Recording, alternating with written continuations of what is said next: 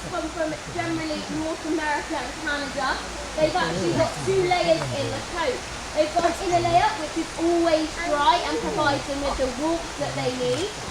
And then they've got that top layer there which you can see has got lots of oils on it and is letting that water drain straight off of him. So what happens with these guys when they come out of the water is the fur sits on top of one another and creates bridges in it. So it does look sometimes like they've been attacked, but they haven't. It is just where that wet fur sits on top of the dry fur underneath.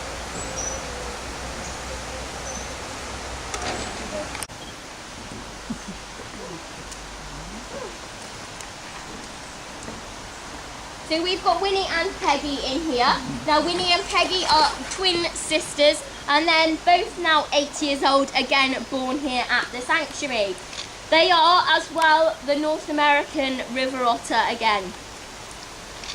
Now the girls, they actually go through 2 seasons every single year and each of their seasons will last for roughly 28 days in total. They do get a lot more aggressive during their season, so what we find is that they get more aggressive towards us and also when they had a male in here as well. What we actually have to do to aggression down in them is actually really good for them. Also as well in the wild, they've actually got a really cool trick. So what the girls can actually do is delay pregnancy. Now they'll delay their pregnancy for up to about 11 months in total if they need to. So by doing this, they're making sure they're planning the birth of their cubs at the right time. So summertime or springtime is generally the times they want to aim for. By having them during those times, they've actually got a lot more food available for the cubs. And also it's nice hot warm weather for them as well. So they always plan to have them those sort of times to give them the best chances of survival. Now the pools here are being emptied and refilled, so that's why these guys haven't got a lot of water here at the moment. But they're going to head on over to the deep tank now. So if you guys would like to head down these ramps and in...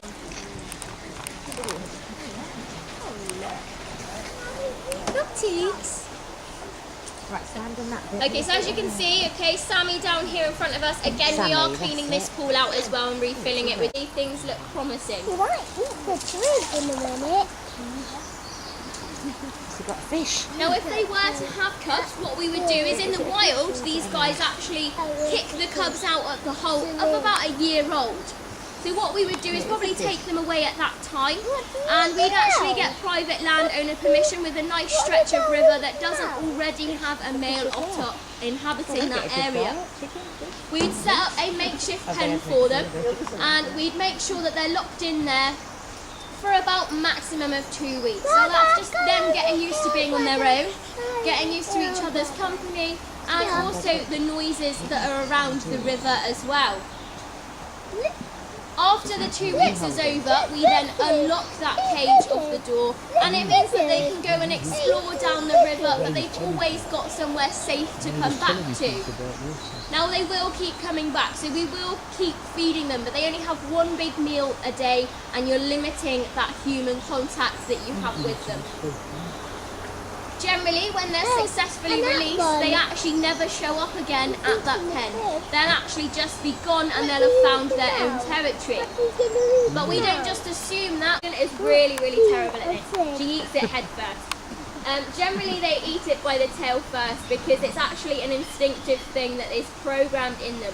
If they get rid of the tail of the fish, if it wiggles away, no tail can't swim away, so they eliminate that tail straight away.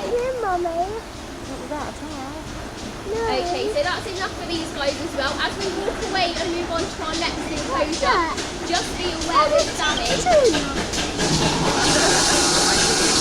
They will bite you. It's a triangle one, isn't it? Now Sammy made a lot of high he makes up to chase his foot, okay? Now he's not in any pain, okay? It's very similar to your dog at home going around chasing his tail, okay? He's done it since he was a very young pup and he's put the 2 and 2 together and thinks if he does the behaviour he's going to get food. So he does it for a food aspect, okay? Also as well, like I said, they may start doing a bit of romping and porpoising, so you may hear a lot of noise as well with them guys doing that as well. That's So Mum. we have Asian short-clawed otters. Now what we've actually got is a male on the rock, and he likes to catch his burger. And he's actually 14 years old, so he's very old now. And then down here we've got Pepper. Now Pepper is only 2 years old. Now these guys again have been seen mating. Generally otters will do a lot of mating in the water. As these guys get older, they actually start to lose the waterproofing coat, and it affects their buoyancy and balance in the water. So up until recently, Squeaks is one of our otters that never actually went in the water. He's actually avoided it for quite a while. He used to put his front feet in and the front of his nose in, but that was as far as he'd go. But what she's done is she's come into season, and since she's hit that, what he's doing is going in with her, and they're actually playing a lot together, and playtime normally then does lead to mating. Now we do like to give all of our otters a lot of enrichment. Enrichment is quite good for them because obviously we want them to stay stimulated. We don't want them to get bored. So what we like to do is obviously make sure that they're displaying natural behaviours. So a natural behaviour for an otter is when they lay on their backs and they play with stones on their bellies. They do ping pong between the paws and just play with them on the belly. Also as well, they will play with one another. But we do encourage behaviours as well. So what we like to give them is we give them a lot of toys. So we give them a lot of dog toys. Dog toys tend to be a lot harder, so they're quite easy to use and manipulate, and they can't break them down as quick. Now they will use those and they will play with one another with them. But also we give them something called fish ice lollies as well. So we give them a nice big block of ice with lots of different bits of food in there. And they've got to use that brain to work out how to get the food out. So it's really stimulating for them. These guys have worked out to get it into the water. If it's in the water, it breaks down a lot quicker for them. But sometimes what they'll do is they'll use the paws to dig the food out. So then that actually means that it's keeping their nails nice and short for them. But also as well, they will use their teeth and they'll try and grind on the ice as well. And that'll actually clean their teeth for them as well. So it's a bit of an otter toothbrush for them. And again, the other big important one, they tend to show disinterest in food. Whereas a lot of the bigger guys will actually just eat and eat and eat, even if they're full. A lot of cubs, and some of them have gone back to their native countries, some of them to other breeding programs in the UK, but 2 of them are still here, and that was Winnie and Peggy. So she's the mum of our Winnie and Peggy up in the middle pen. As you can see, she does show that she's a lot older, so she walks slightly more awkward. And also as well, they suffer with sight problems and hearing problems as they get older as well. So what tends to happen is what they do is they've got scent glands on the neck and on the base of the tail, and they will go round scenting the pen. So if they do lose all of their eyesight, they can use that incredible nose and find their way around their pen.